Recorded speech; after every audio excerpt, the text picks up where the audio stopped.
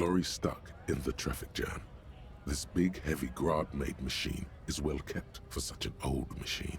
The windows are clear. They've been recently washed. You can see a lorryman's cabin with personal belongings, stickers, insignia. The driver has adorned his space with a substantial collection of peculiar paraphernalia. Proclamations about honor, strength, and purity are glued to various panels. A large metal pendant hangs from the rear view mirror. The pendant features a sun crowned with wavy rays. It is the seal of Royalist era Revachol. The back end of the cabin has a small perch to sleep, large ashtrays. There are several suns and wheels sewn into the curtain. Racist nationalist paraphernalia. Not unusual in this part of town. This is our guy. Likely, yes. This guy's proud of who he is. Drapes it all over his machine.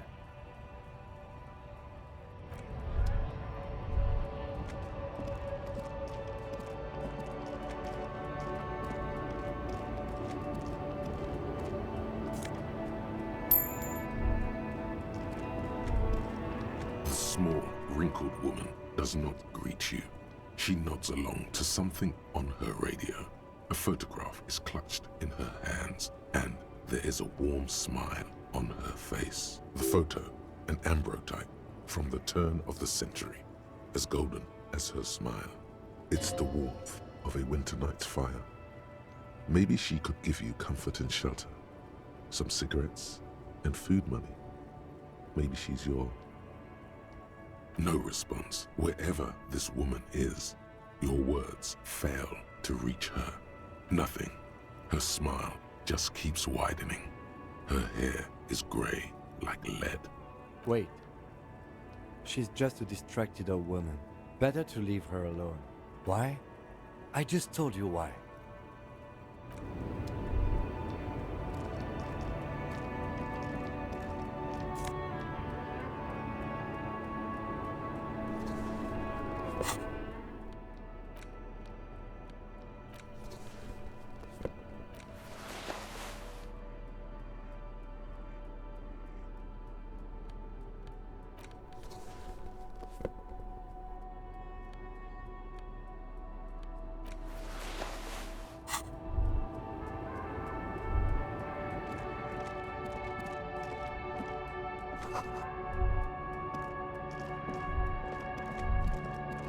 An old monument.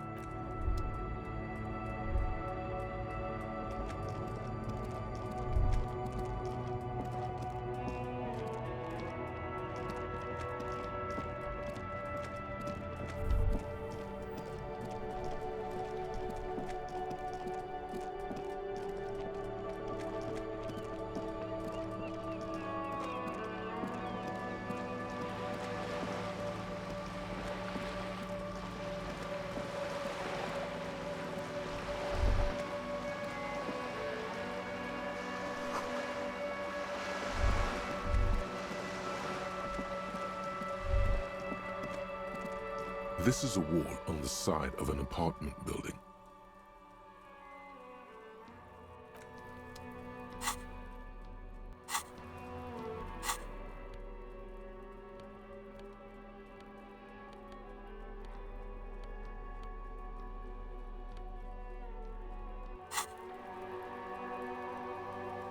Just an ordinary wall.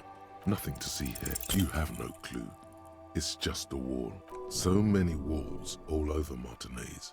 Weather-worn, cracked, their paint peeling.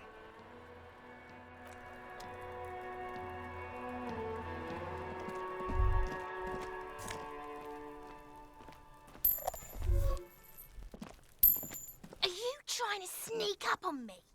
Come to slit my throat in my sleep? Pigs come to take me out?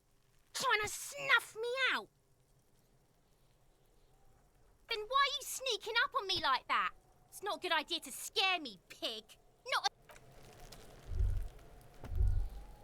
Trying to sneak up on me again?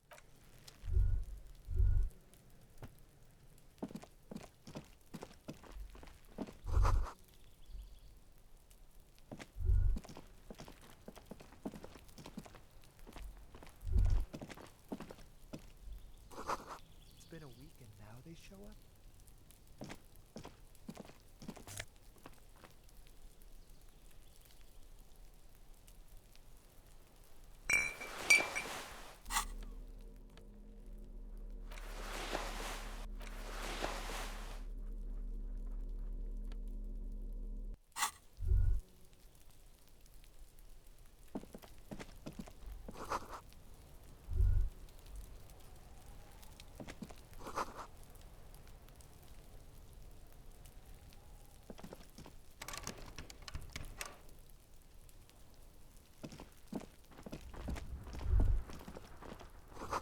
Can't get involved in this. There must be another way into the building.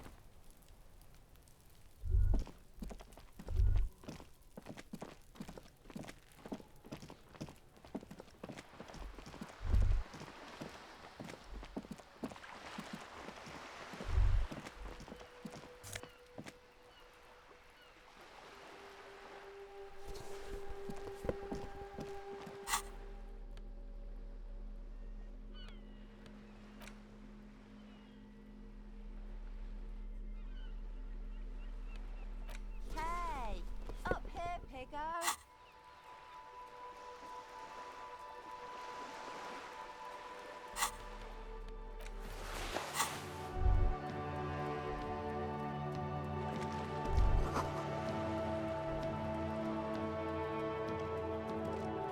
The streets will flow red once more, a great torrent rushing down Rue de Esperance.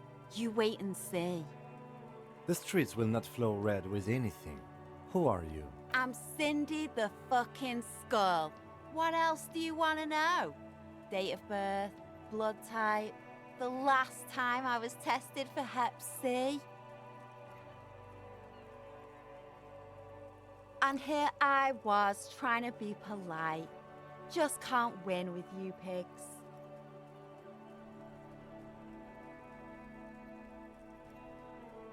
The lieutenant furrows his brow at another one of your eccentricisms. Hatred, disgust, it's difficult to tell which of the two is more present in her girlish features.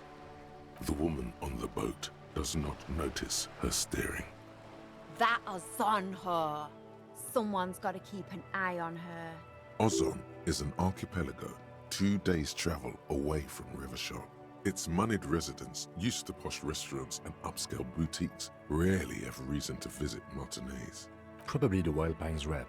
We should talk to her. She's a professional negotiator, though. I have the feeling she will be very cooperative while telling us nothing. You should take the lead. Ask her unexpected questions, you know? Do your thing. Don't be afraid to get a bit wacky. Throwing her off is our best bet. Good idea, piggies. Run along now. Fuck her shit up good. Impound that boat while you're at it. I'd like to watch her swim back to Ozon. Can't you tell?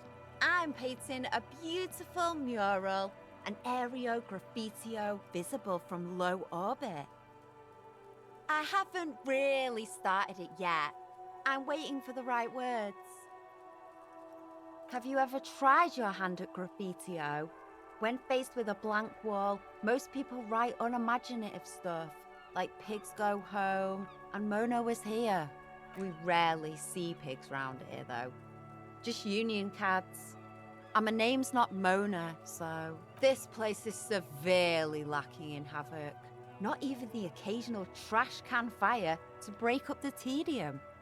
I thought I'd mix it up, you know, summon the forces of crime and social chaos with a wall-sized invitation. Yeah?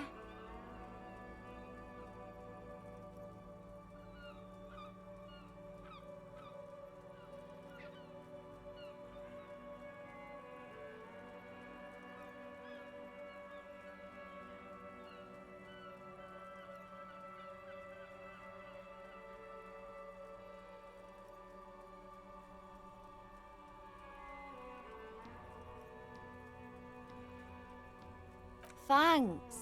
I'm sure the inspiration will come to me now that I have an official RCM stamp of approval. I ain't no snitch, pigstein. Go forth and forage in someone else's shit. No shortage of squealers in these parts. Actually, there is a shortage of people who talk to us in a normal, calm, informative manner. We weren't put on this earth to make your life pleasant, fucko. Watch your back, ungulate.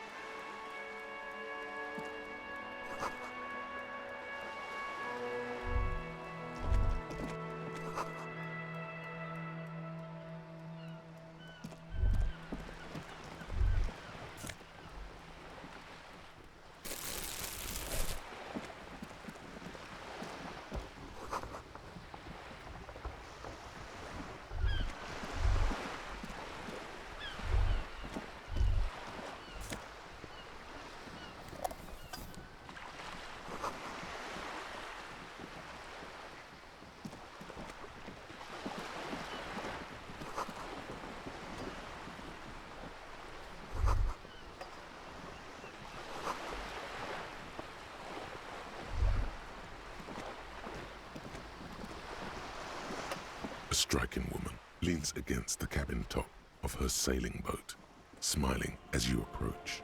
Her green raincoat glistens with droplets. A silk scarf is tied around her throat. Good evening, officers. I'm Joyce. Joyce L. Messier. I represent the board of Wild Pines, the owners of the harbour. You gentlemen must be from the RCM. Beaton, my maiden name.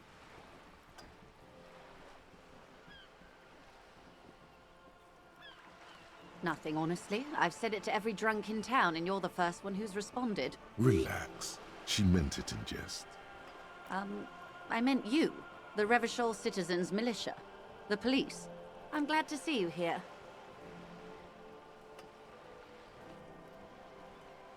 Like steel.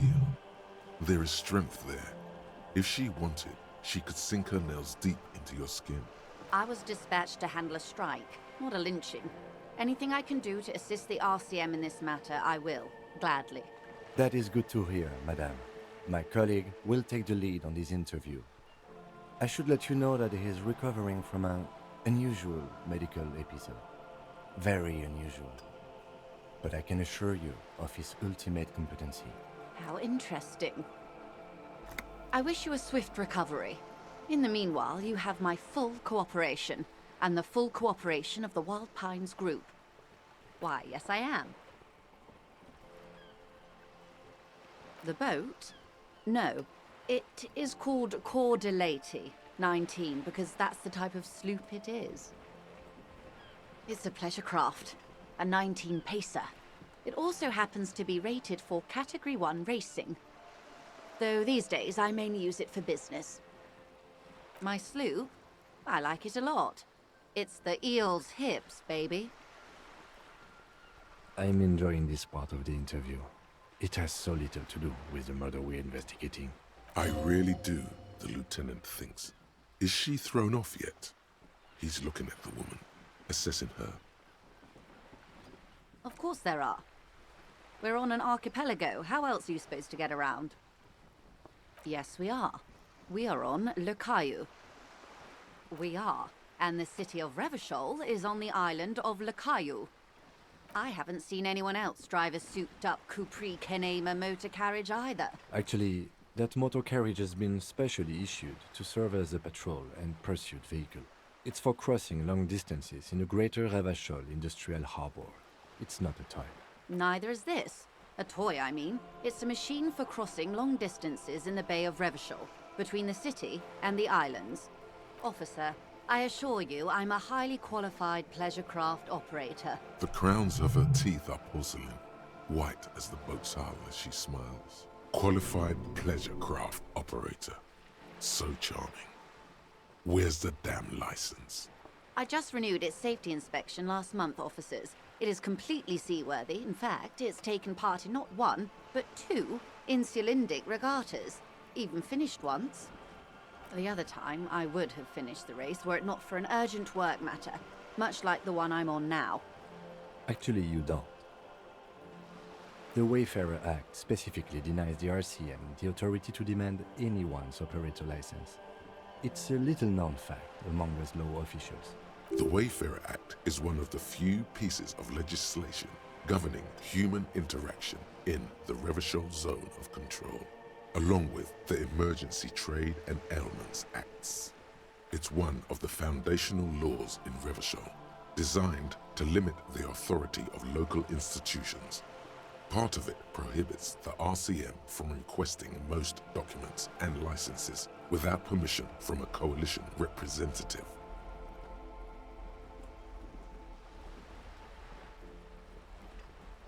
I was just being polite. Even school children know the Wayfarer Act.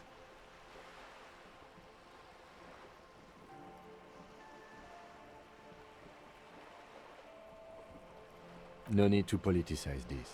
You may still ask for the lady's passport. Of course. The woman is silent, smiling while the waves lap against the hull. In your hand, under the plastic, a light blue passport saying, Republic of Vespa. The coat of arms has a lion and an ostrich. Seigent. The Republic of Vespa, formerly the Republic of Vespa Messina, was once a dual kingdom. An amicable parting of ways produced two constitutional monarchies. Vespa, the richer of the two, is an occidental nation known for its proximity to the Pale and its exotic financial derivatives. It is a stable country, and yet there has always been something ominous about its perfect stability. It's a place at the edge of the Muindi Isola, overlooking the Ubisunt Isles, fracturing into the great unrest of the Pale. The woman, born in the year 3 in the commune of Revachol, smiles at you, face adorned with frown lines and crow's feet. The photo is recent.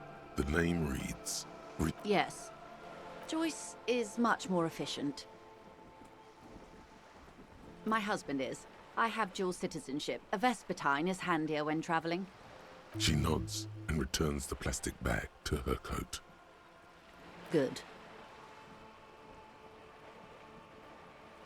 Quite a few things, I'm afraid. The information I'm to share with you includes sensitive trade secrets. For the sake of my employer, I have to ask for your names and badge numbers.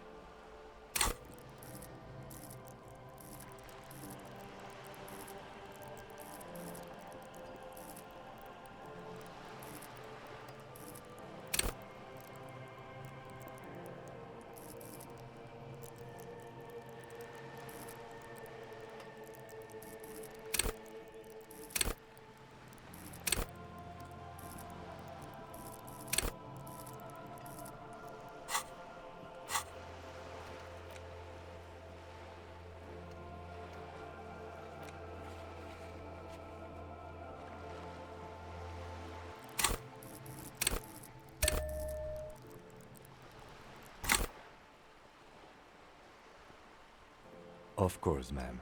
We should have introduced ourselves. I am Lieutenant Kitsuragi from Precinct 57, and this is my colleague from Precinct 41.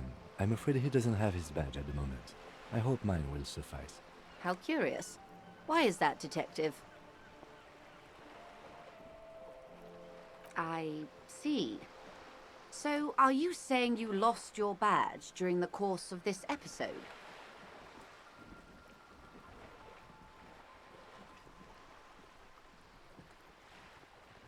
Oh dear. I suppose this does explain some of the more curious turns in our conversation. As I said, ma'am, his technique may be very unconventional, but he is an officer of the RCM. Of course, I sympathize, but I'm afraid I simply can't share anything more until I've seen that badge. She's a professional negotiator. She should be open to some sort of mutually beneficial arrangement.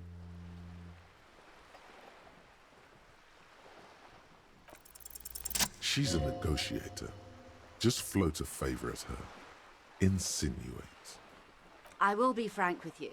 If I'm going to break protocol, I need to be able to justify it to my superiors. They're going to want to see something very tangible. You're in. but expect her to drive a hard bargain. Reports from inside Terminal B suggest it's a hub for the local drug trade. This is an open secret in Martinez. The Union controls the terminal, so it goes to reason. They're profiting from this trade. The company has tried looking into this matter before, to no avail. Perhaps someone with your authority and resources might turn over the right stones. Or you can recover your badge. Though if I may be blunt with you, it sounds like that may be a lost cause. Detective, a word in private before we continue.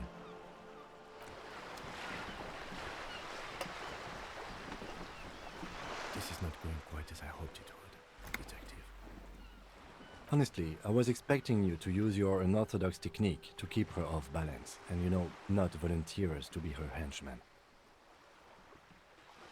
This woman is running circles around us. She might have known about your misplaced badge all along, or she's simply an adept improviser.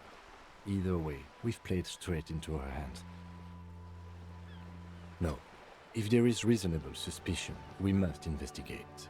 Otherwise, she could claim we're siding with the Union, or that we're on their take.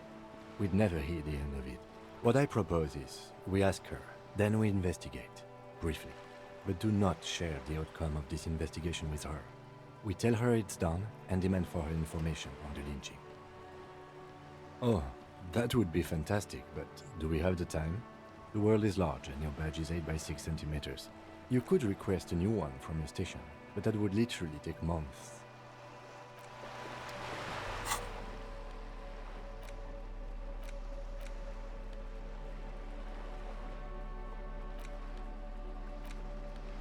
It's just a racist mug. What's there to read here? Not much.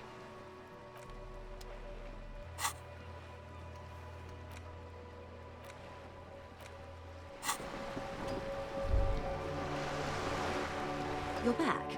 Good. What can I help you with?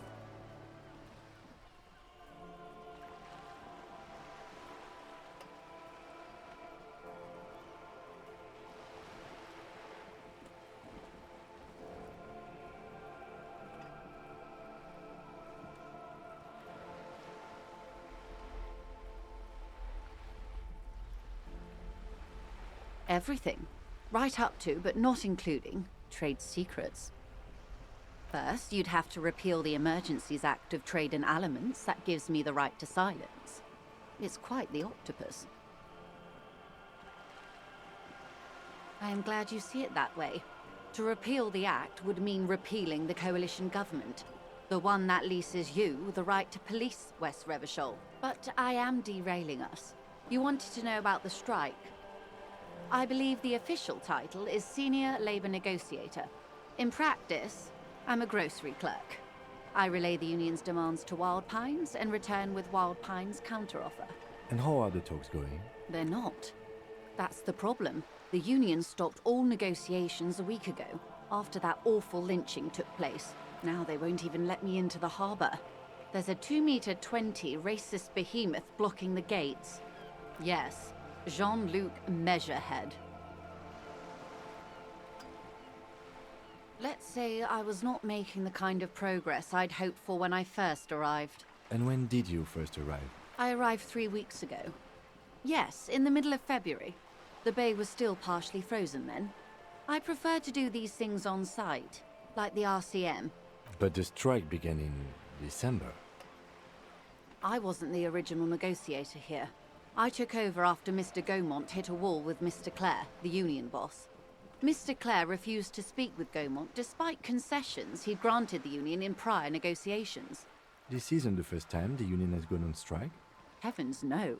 There have been 2 prior strikes. Both times the union won significant concessions, including overtime pay and a medical plan. This time their demands are more, I guess you could say, aggressive. Mr. Clare told him to... how did he put it? Fuck off, midget. Gaumont is short of stature, you see. Keep in mind, this is a negotiator Mr. Clare has worked with before, and who was more than fair with him and the union. There are leaflets everywhere, and banners. What did they say again? Oh yes, every worker, a member of the board.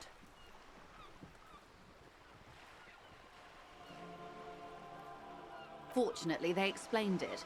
Every time the Wild Pines Group makes a decision about anything, it needs the signature of each of the 2,200 workers in its Martinez terminal. Just so you understand, this is but one of 22 terminals owned by Wild Pines. Essentially, not only are they kings of the company, they are also kings of the 72,000 employees of Wild Pines Group. They're having a blast. But how can they afford it? After 4 months, my assumption was they would prefer a more practical solution. I'm not sure. Naturally, I assume that was just their opening position, a hard-nosed tactic with a side of mockery. But there's been no follow-up, just the same nonsensical slogan repeated over and over again. And now, people are getting lynched, I hear. Behind the whirling in rags. A disastrous situation if there ever was one. Excuse me, from whom did you hear about this lynching? I first heard it from the boyer at the gates. The one whose very name advertises his aversion to work. I think he said it was, "Call me mañana." This checks out. The scabs? You mean the huddled masses of Jamrock, come to plead for work where the Union refuses to? If they were organized by Wild Pines or its affiliates, then it would be a company secret. I could not share it with you. Not right now, at least. It's implied. She's open to discussing this matter with you at a later occasion. Everard Clare is a man of the utmost integrity. If you can say one thing about him, it's that he always puts the interests of the workers first. Of course not. Everard is fantastically corrupt. I imagine he has a thick, viscous goo where you and I have blood. He is the most corrupt individual I have ever seen, and I deal with men like him for a living. If there is anyone more venal, more irredeemably nepotistic, then it's his twin brother, Edgar. Yes, Edgar looks exactly like his brother, except for that lazy eye. He also talks exactly like Everard does, and when one's term as foreman is up, the other takes over. It's how they circumvent the term limits, you see, with a funny little switcheroo. While in office, they've embezzled God knows how much of their workers' dues. The Débardeurs Union was once a perfectly normal institution. 20 years ago, anyway.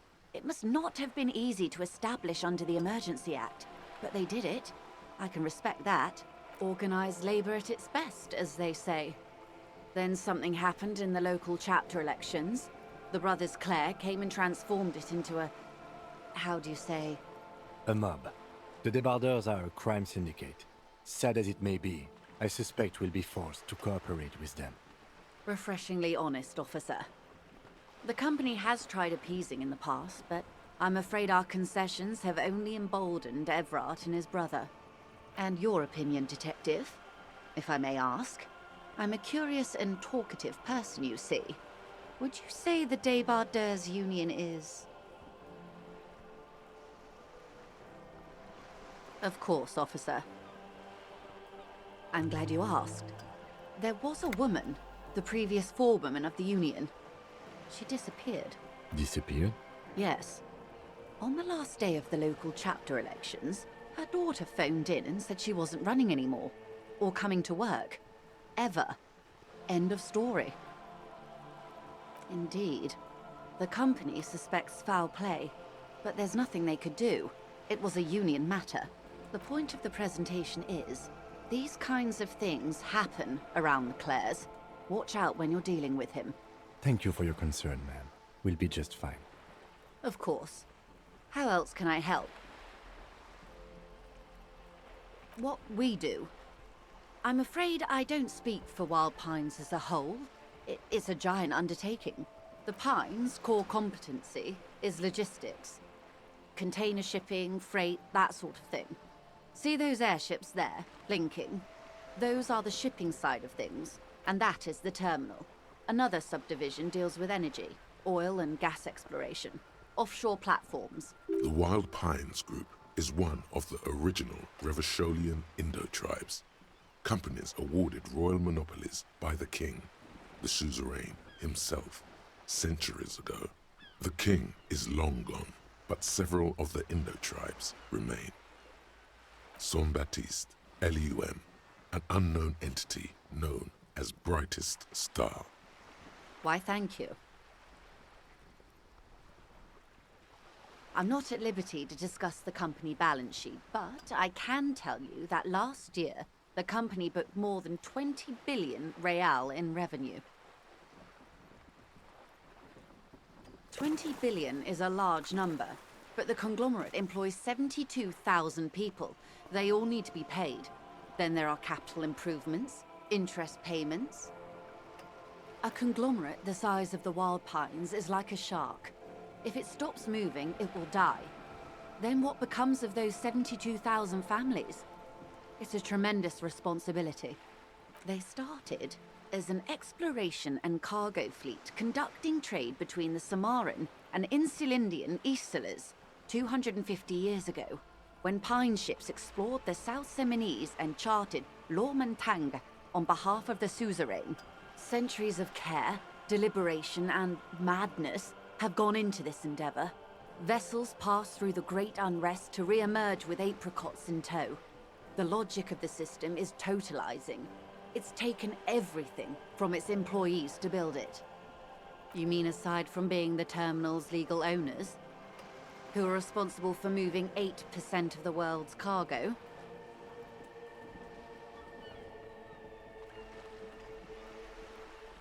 There are no minor cogs in the system.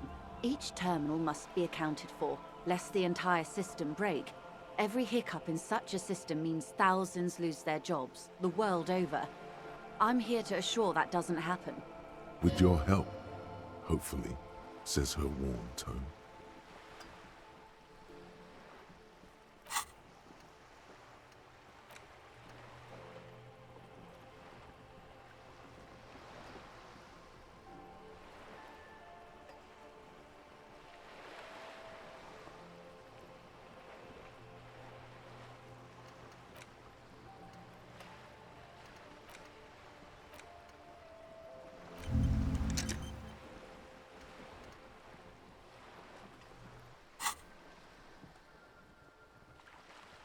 This reality.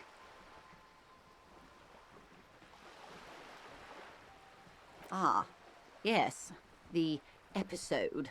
Sounds like an acute case of encephalopathy, now that I think of it. Don't be phased, madame. He functions perfectly well. He only needs a lowdown on all of reality. We may be here a while then. Ask away, officer. I'll help however I can. All right, we're in. I know these all look good, but begin with the first, okay? We're in Martinez, baby. A casual term of endearment popular among the 50-plus crowd. It's a disco holdover, pay it no heed. Aren't we all? Martinez is a district of Revachol. A very small district tucked away near the industrial harbour, north of the 881 and Jamrock. You would be excused for not knowing about it. Unimportant, they say. Forgotten, even. Shelled to smithereens during the Revolution. It has its charms, just not this time of year.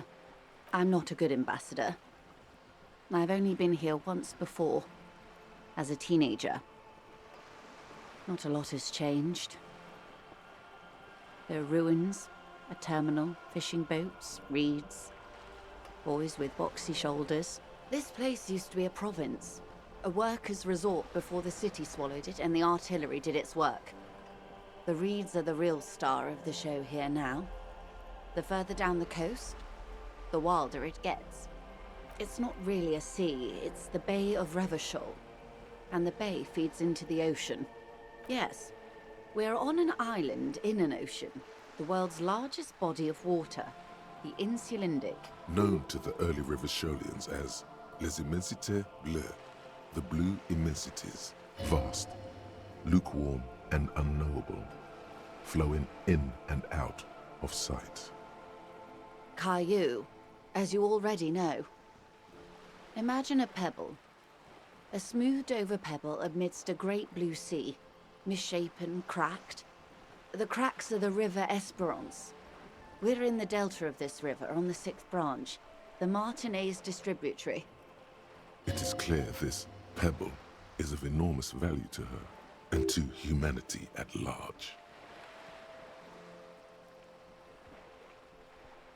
Revachol?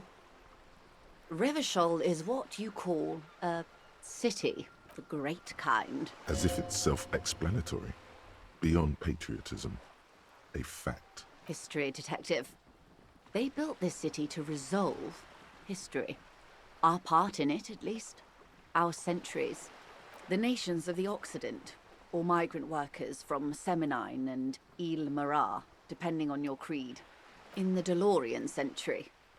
380 years ago.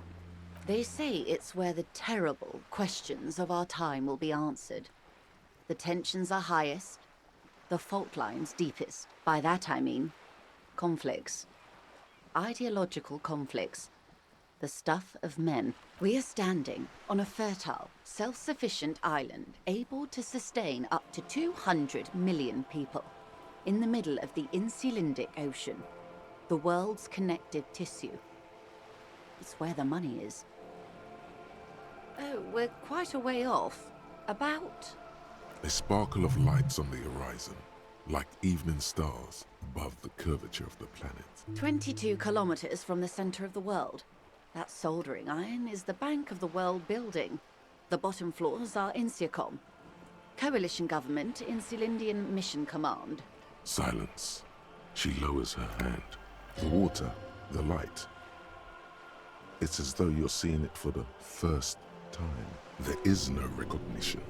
Only the immensity of the sea and the cold radiating from it. We are where we are. I have no truer answer to give, unfortunately. This is one thought you need to complete. Where are you? Was there something else you wanted to know? I remember something about a loadout. This has been informative. Thank you, ma'am. I'm sure my memory-impaired partner has many more questions to ask, about even more fundamental aspects of reality. Might I suggest not asking them all right now? Ma'am, Messier will be here later too, and tomorrow. Isn't that true, ma'am? Absolutely. My commitment here is long-term. It's better not to eat all your candy at once. Indeed. I'm always at your service.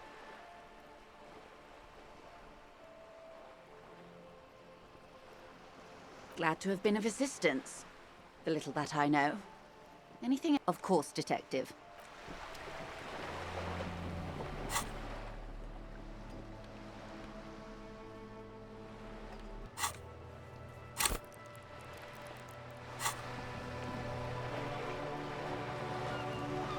You're back. Good. What can I help you with? More lessons in basic reality? My favorite part of the day. Glad to have been of assistance.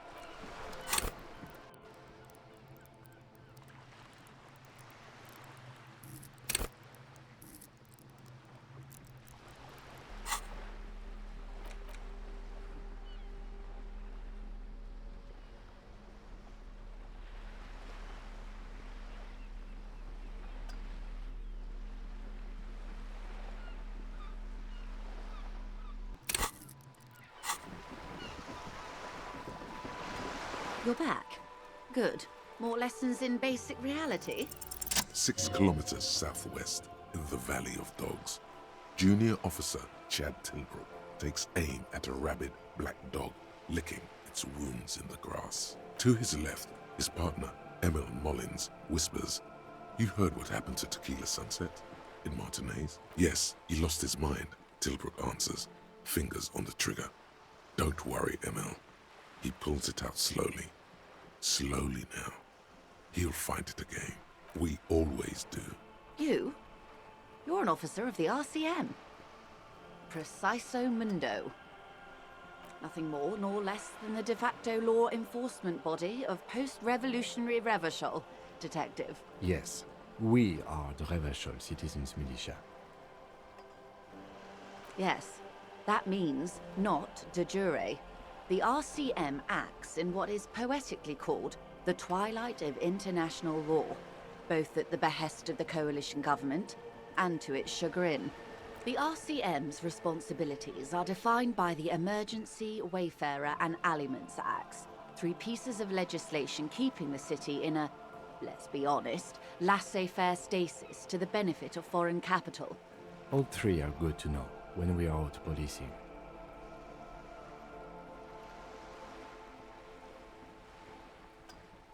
There's nothing basic about your role, Detective. It's true that the RCM keeps everything the way our seemingly permanent, provisional rulers like it. Yet, on the other hand, I know these people. I deal with them daily. Let me tell you, dear, they are not fans of you. The post-revolutionary decade was a disaster for the coalition government.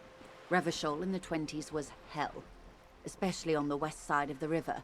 Gang warfare, a botched privatization scheme, a nuclear pile meltdown. They called it the international zone because no nation wanted to claim responsibility. The RCM restored peace where the coalition failed. A true blue citizens' initiative. They will never forgive you. That's somewhat of an exaggeration. In reality, ours is a mutually beneficial arrangement. Ravacholians get to keep the peace in Ravachol, and the coalition doesn't have to worry about it. Anyway, sorry to intrude. Please continue. Yes, Lieutenant. Permit me to conclude with this. Who you are, to me, is the police. The only legitimate law enforcement authority in Revachol. And if those authorities drink so hard they need help recalling the basic terms of reality, well, I'm here to help. Glad to have been of assistance.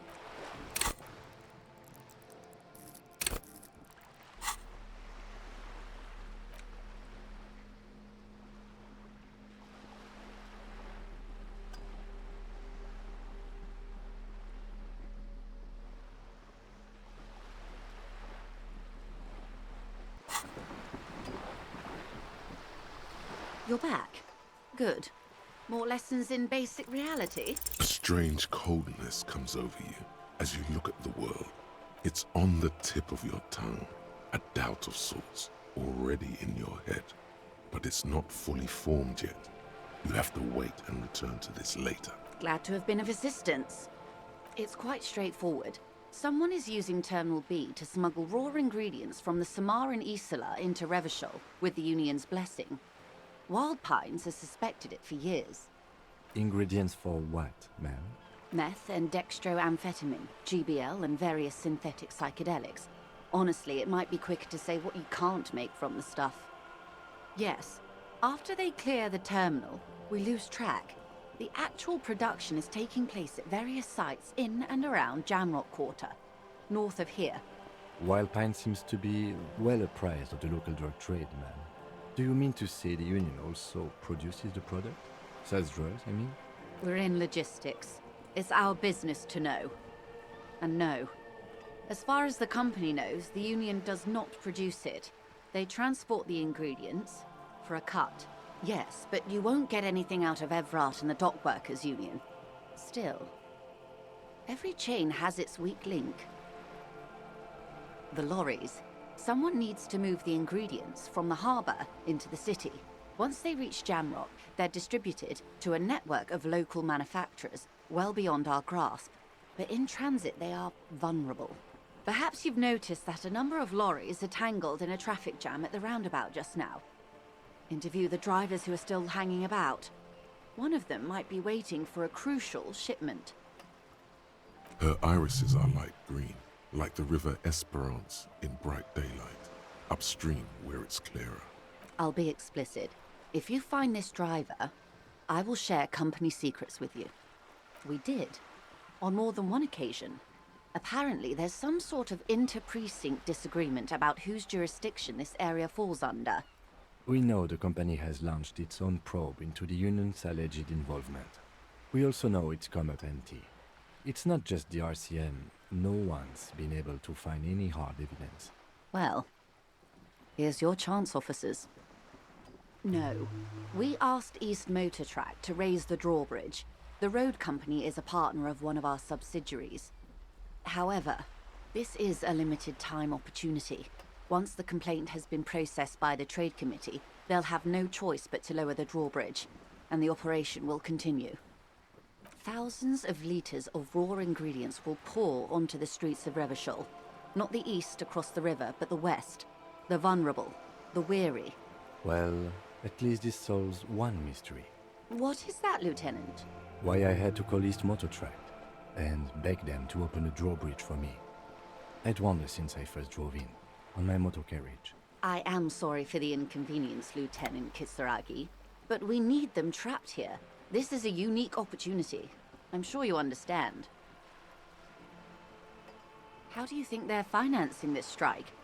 There are thousands of unpaid dock workers going strong for the 4th month straight. There was a shakedown of local businesses preceding the strike. Many were squeezed to bankruptcy to fund it.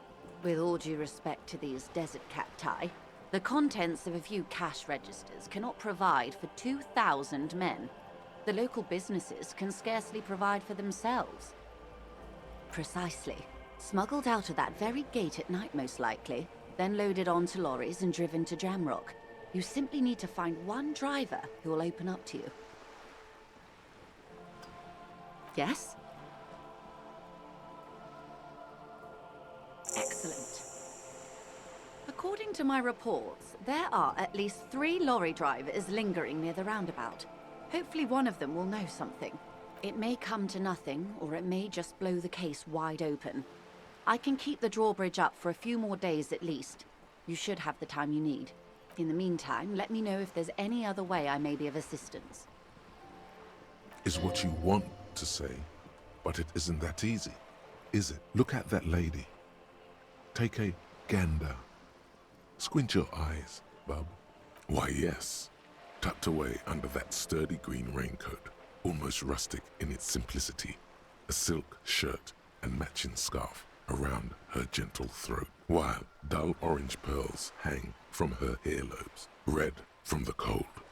Her light green eyes scan you, full of knowledge and worry, wealth and all its possibilities.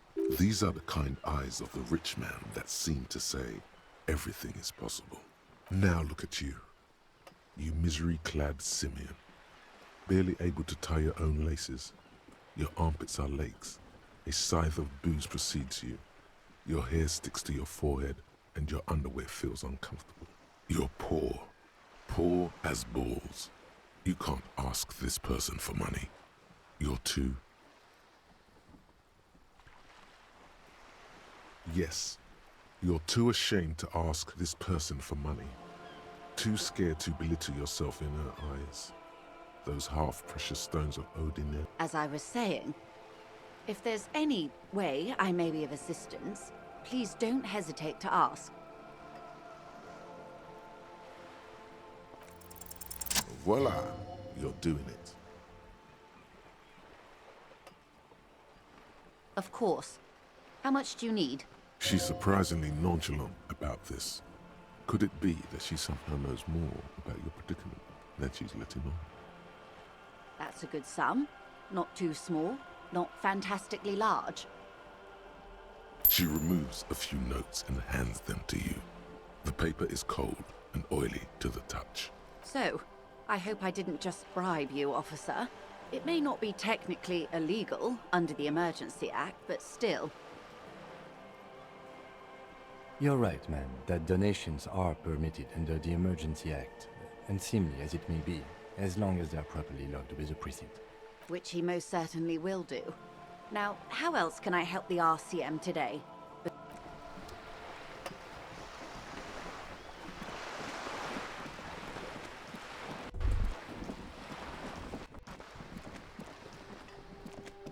A sturdy metal door guards the southwest end. The door rattles against your knuckles, but there's no response. The door rattles again, but this time you hear an elderly woman's voice calling out from inside. Stop banging on the door! I'm not letting any more strangers inside. Ha! The police? Everyone knows the police don't come round here. No, I already told you. I won't be responsible for any more strangers getting into the building. Go check the backyard door. Maybe someone there will. Backyard door. There must be another entrance to the east.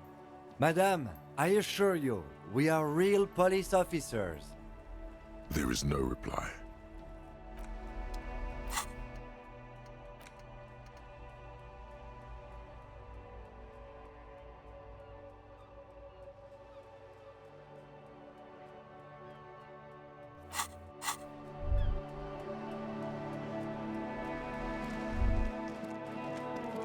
Hello again, officers.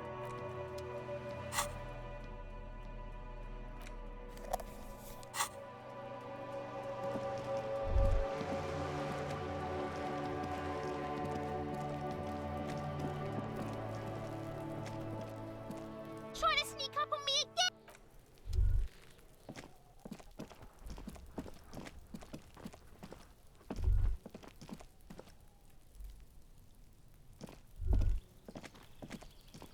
You see a young man on a balcony nursing a cigarette. His eyes have been following you for a while. Not looking for any trouble, officer.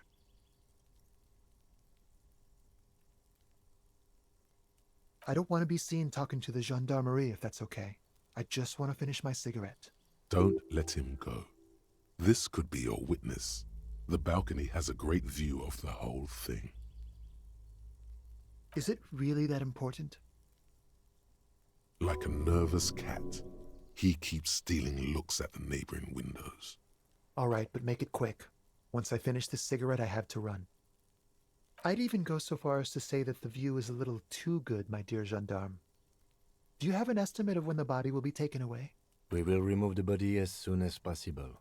Now tell us, where were you last Sunday? Oh. You already asked me that, didn't you?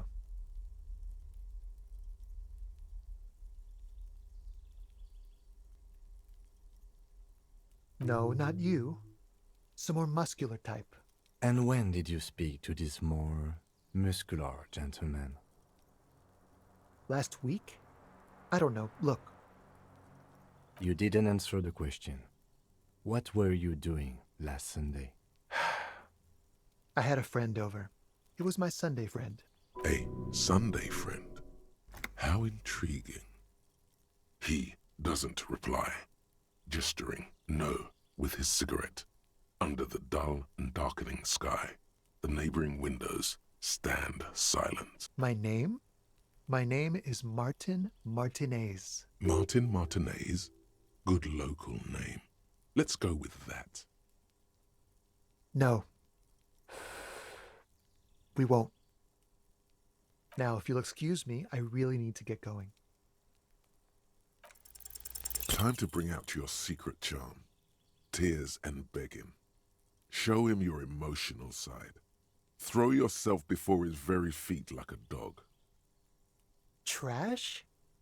Please don't go. I'll even stop smoking inside. Listen, I really have to go. Ah, there it goes. Wasted. You would have gotten at least a few good drags out of it. Good luck with the investigation.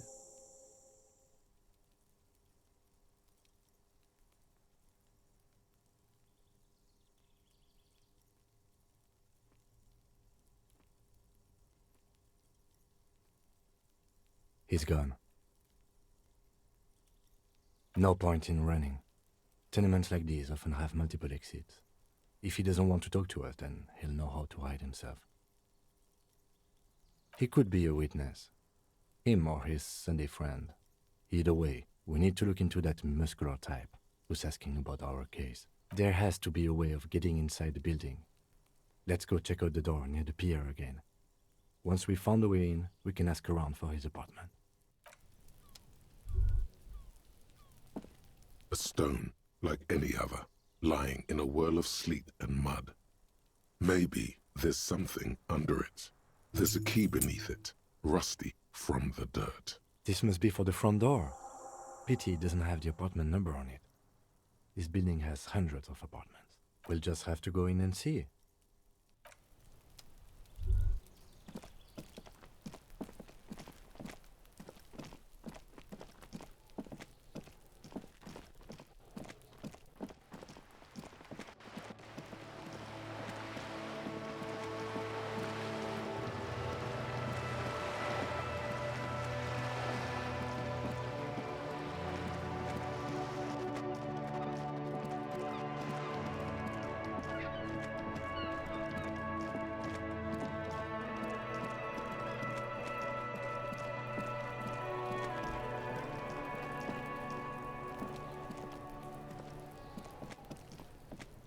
There are several footprints in the mud, left by work boots. There he still is, looking right through you with his white eyes. The body below.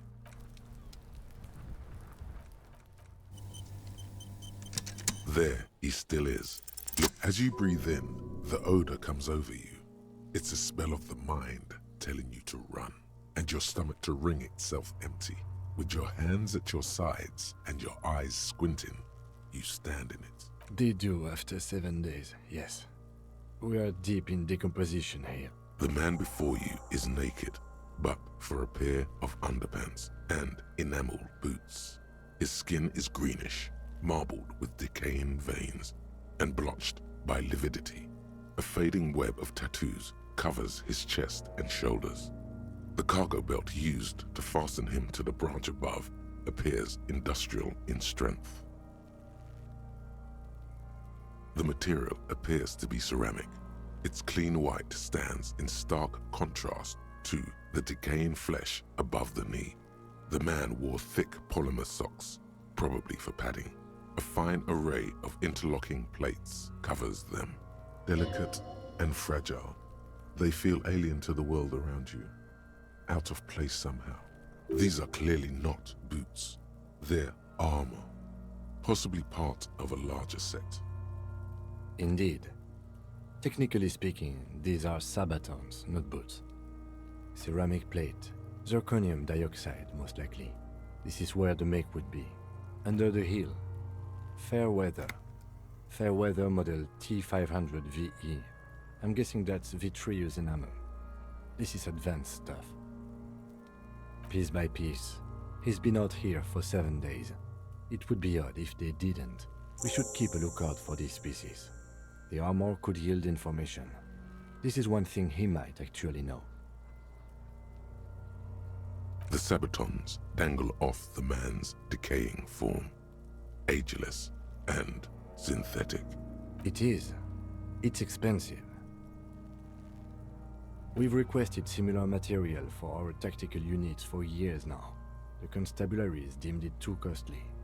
In that time, we've lost 6 men to semi-automatics. For a full set, about 4 years of wages. For the northwest region of Revachol, an officer's average yearly income is 5,500 real, unadjusted for rank. As a wage, it's regrettably small. But for a piece of hardware, yes, that's a lot. That's for us to find out. My initial report on the area suggests he was a security guard for the harbor company. But that's just hearsay. Just something I scraped together from my station. An area report on Martinez. I'm sure you did the same. I agree. This equipment is way beyond what a guard can afford. A small bell-like sound fills the air, like tapping on the side of a porcelain cup. It's anything but. This material is a kinetic redistributor. It spreads kinetic energy horizontally, from plate to plate, dissipating it entirely. See? Faint, organic lines cover the plates where they separate into smaller ones. These plates then divide into smaller plates until there are hundreds of them altogether, like whirls of floorboards. The design looks organic, influenced by highly resistant wood materials, like lignum vitae and ebony perhaps. If trees were made of porcelain, this is what their cross-sections would look like. The smooth, glossy surface fractures into ever more intricate interconnections, peaking on the right sabaton, where you notice the whirls are in the shape of a letter and number combination, E50, 100, 1000. Good. Can you read it to me? We have a make and a number. That's something. We can use the radio in my kinema when we're done. Either station can chase it for us. This feels dangerous. Are you sure? The stench fills your nostrils. As you push downward, an ominous creaking sound comes from above. Stop! Pig's gonna pull his head off. Brutal!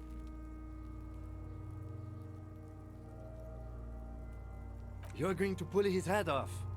Do it, homo! Yes, that's what I said. You'll compromise the coroner's case if you do. So please, don't.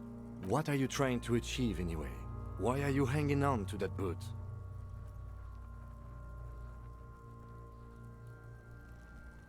How many clues do you need? You already found a number. Besides, there's no way you're getting them off.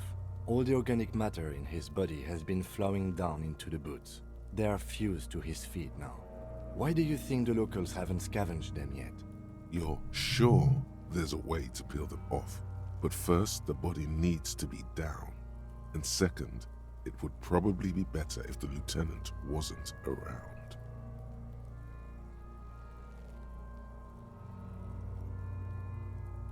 All right then, you can pay the hostel bill in honor points.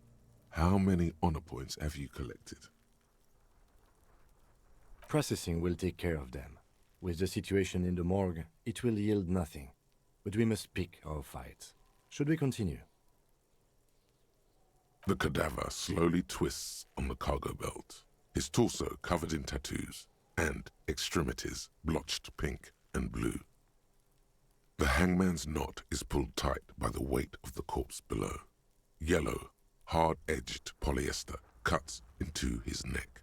Above, a sliding buckle ties the belt to the branch. This is a steel-reinforced cargo lashing belt, big brother of the regular cargo belt. It's used for tying cargo under 6-rotor airships. Airlifting. I thought it was used on lorries for strapping cargo to them. The local harbor uses 6 rotors to shuffle containers around. I get the sense they use whatever was on hand without paying much attention to not incriminating themselves.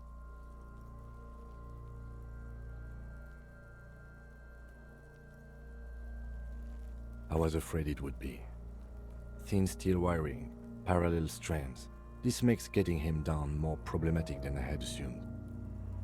I'm still approaching this as a lynching, yes, motivated by the ongoing strike.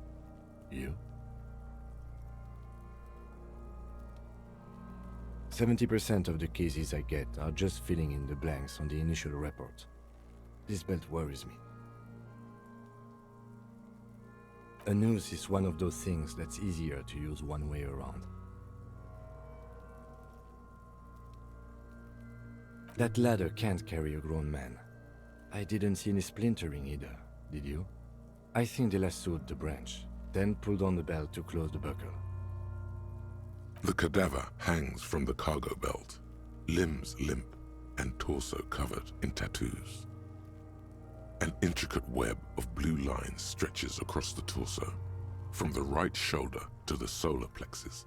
Each time they intersect, a small white star is formed in their crossing.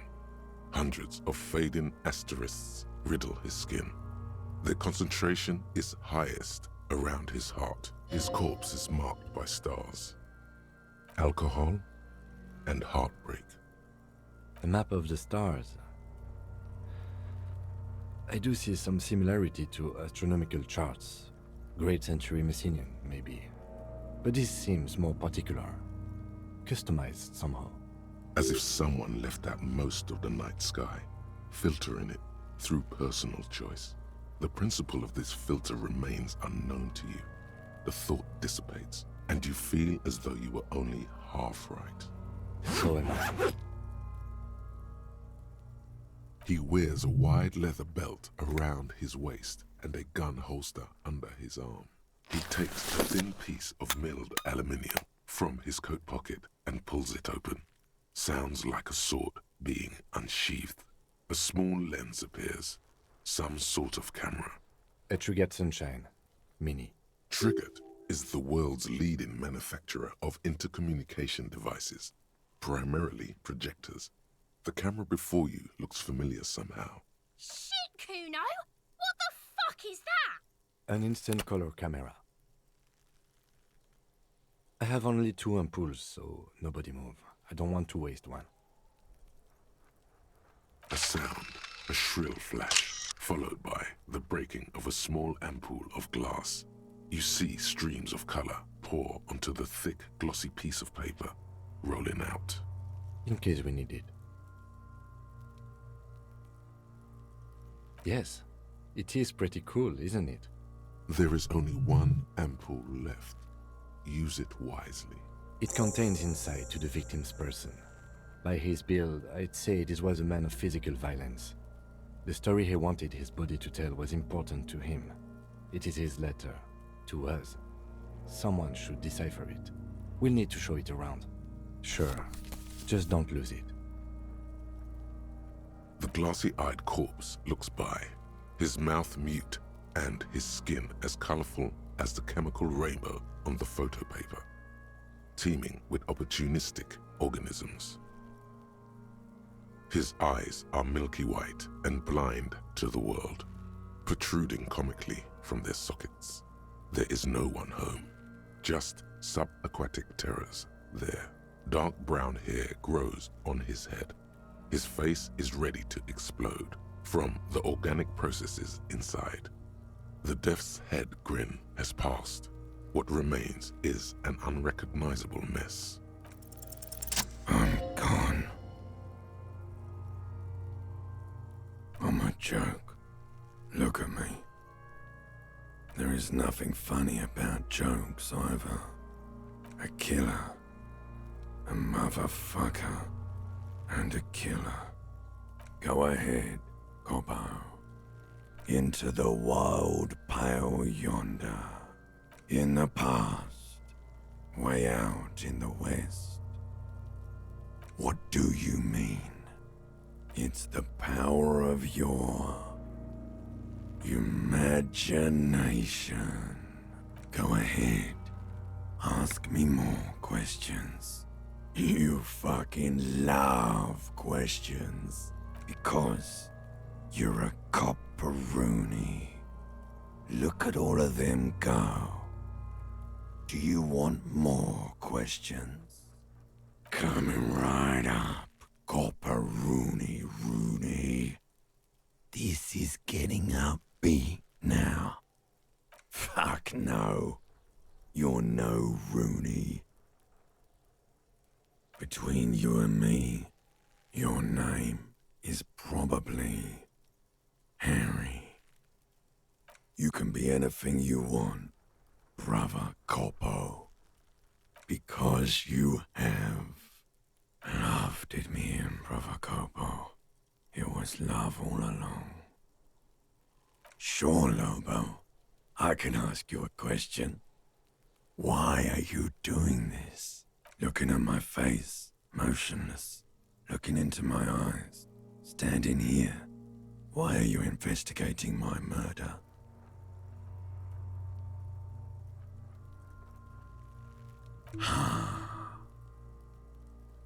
Something is on its way. Something hidden. It's coming. A miracle from the northwest, and it's almost here. You can feel it in the air, on your hands. The cold spring air smoothing them over. Do I remind you of someone? A child born with Muller's disease, harlequinism, grown up miraculously. You sure wriggled out of that one? Coppellini. Come back later, Coppo. Amuse yourself with my frank manners and my memento mori features. If possible, also, see me in your dreams. Are you sure we finished the preliminary examination of the cadaver? We might miss some of these things once he's done.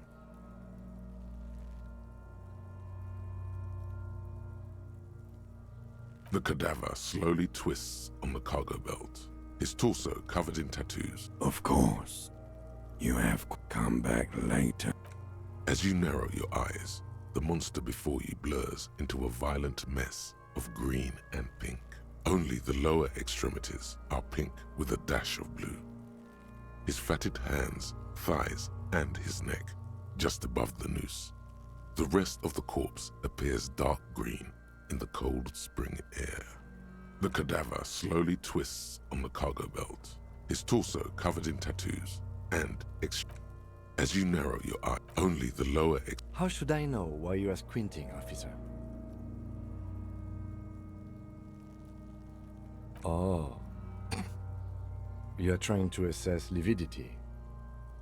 The monster comes back into focus, an explosion of color, coursing with dark marbled veins. His stomach appears pregnant with something.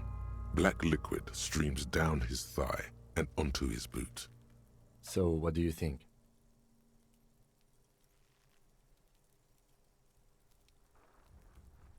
I do. Most of them are post-mortem. Maybe even all of them. The delinquents have made our jobs harder with their little sport. Stop talking in riddles, coin slot. He means you fucked him up good, Kuno. Fucked him up brutal-like. A pool of blood and feces has eaten into the frozen mud below the man's feet. Purge liquid is dripping into it, drop by drop. The victim appears to have contained no more than half a kilogram of digestion at the time of death. The fuck he's saying? Talking about shit.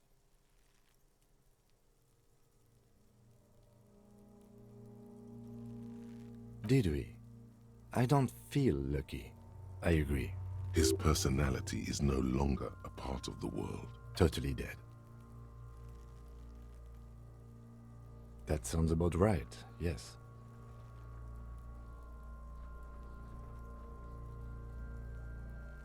I think he was upright immediately after death. Blood has gathered in his hands and feet, and his neck. The noose acted like a tourniquet, keeping the blood in his head. The hypostasis here is in tune with the hanging. That's what I think. There's always a chance. We should check for ligament marks on his neck to see if they're in tune with the belt. We'll have to get him down first. But there is no breath to catch. Only the cadaver filling the air and your nostrils. He slowly... The steel-reinforced belt presents a unique challenge.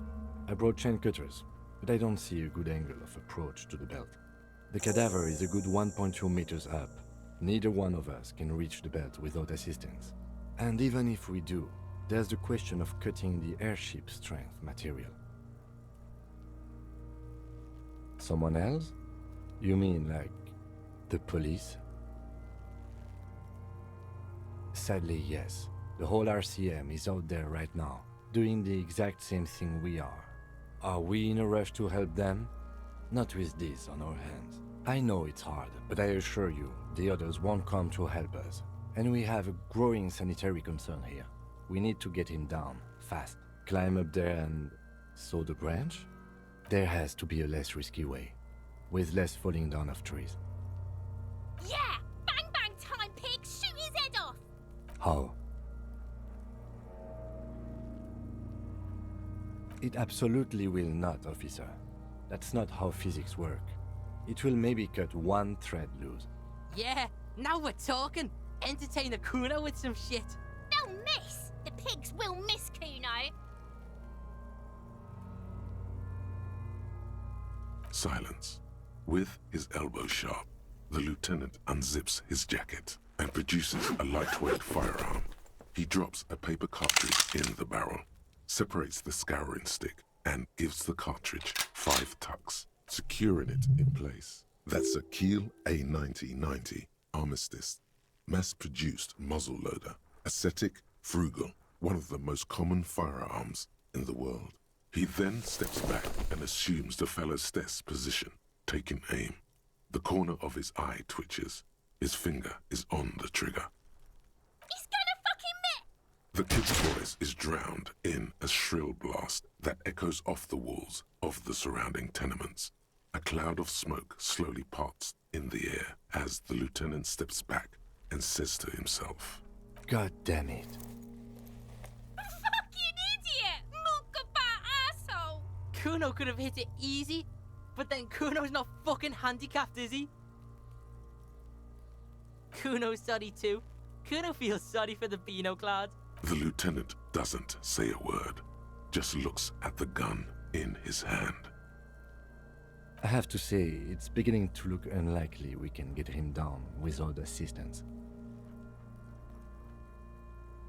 I was really hoping we wouldn't. The Union appeared to be suspect in this case. It seems like a dangerous route to go down. But what other options? The corpse twists on the belt, like chicken on a skewer. It's bad as it is. Us shooting firearms like punks. Go ahead, I'm not stopping you. Just don't lose it. They only have one gun. This is the sorriest pair of pigs Kuno's ever seen. Yeah, take it, you fucking banani boika. Take it and shoot yourself in the mouth. The cold piece of bakelite and gunmetal is surprisingly light. Your fingers fit right through the guard, instinctively resting on the trigger. The fuck are you waiting for, Kuno? Tell him to shoot himself in the mouth. The buckle comes into focus in your sights. You stand with your feet planted firmly in the ground and your left hand supporting your gun arm. Why don't you just shoot yourself in your mouth? At least you won't miss. Your field of view narrows. The branch slowly moves, becoming entirely two-dimensional. The metal buckle glimmers, catching the evening light as the corpse slowly rotates. Look, he's crying. You gonna cry now, fucking faggoty?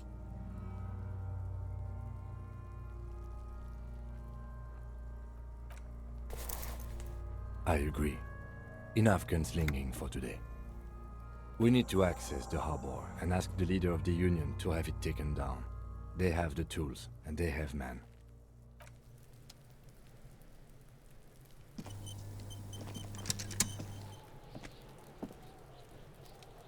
We should think about calling it a day, maybe. The nights are still miserably cold this time of year. We should take care of that, then. I'll also take a room at the Whirling. One cannot get much closer to the crime scene.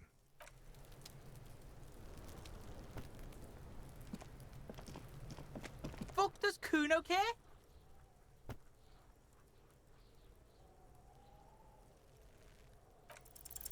He's on your crime scene, bossing you around. And he's been here for some time too. Fuck no! What I... Kuno, they've almost made you a snitch now. Ease off, see? Kuno always takes the bullet over the hammer. You found Kuno's secret door to Kuno's secret shack. It was closed for 5,000 years. How the fuck did you get in? Shit. Get the fuck out of here. You can't do that. He can't do that, Kuno. He's trying to fuck at you again. Pigs can't displace. Can't do that teleport shit. How did you like it in there, pig old boy? Kuno's got a lot of cool shit there, right?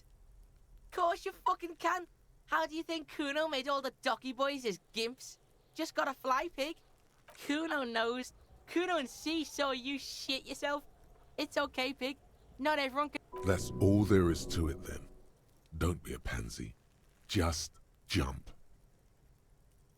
That's where Kuno gets his daily hit of electric. Kuno Shazam. Kuno rides the fucking lightning and... Bet you'd like to ride the lightning too, wouldn't you? You feel tired and old, but you could have that sparkle in your eyes. It's a vitamin, pig. Don't you know anything? You could use some. Yeah, it's the mag. You fucking need that shit to stay on top of your game. Kuno goes through like a tube a day, rips mag like a motherfucker, and you... Oh, don't teach him, Kuno. He's gonna use it against you, Kuno. You're not getting this, pig. It completely takes away the hangover. It's like you didn't do anything.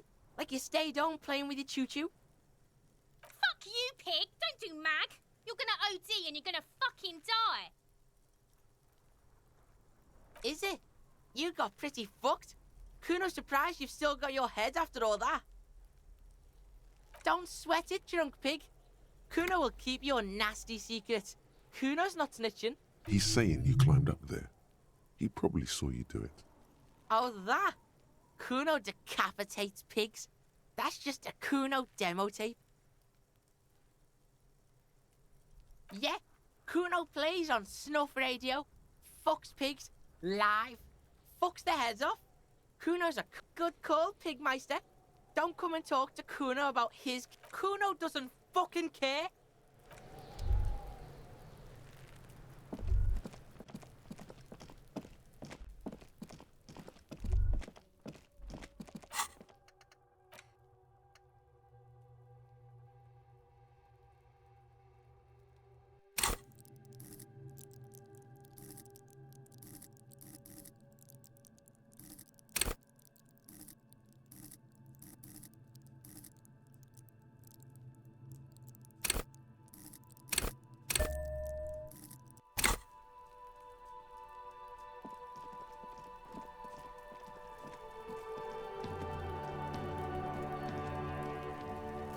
Kuno care? What's going on? Is an ungovernable youth on your crime scene, throwing around incendiary language, like you don't have enough on your plate. You feel a sudden surge of self-pity coming on. Fuck no! Kuno! Ease off, see? Kuno doesn't...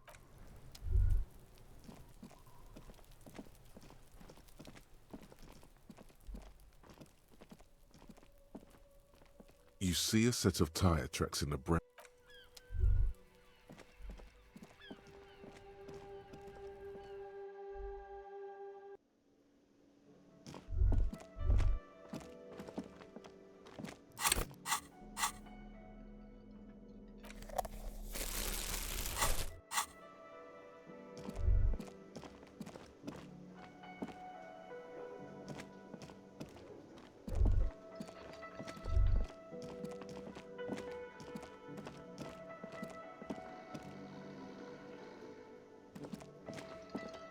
The worker. Yes? What about me? No. Your brain sends the signal to your lips, but they refuse the order. Something is paralyzing them. You're pretty sure the eyebrow is exercising psionic control over you. It's like you're locked down. Something the matter, detective? What's going on? It's like you're a puppet in his hands. The lieutenant relaxes his eyebrow, and you seem to regain control of yourself. That's because I'm half Seolite. I don't speak a word of... What do you mean? I have no idea. The lieutenant's conceptualization skill. The lieutenant is a police officer but this isn't an old school case. I can't say that it does, no. When I need to think, I just... The lieutenant produces his small... That's where his... We all have our different mediums. You're super lucid, yet psychedelic. Good.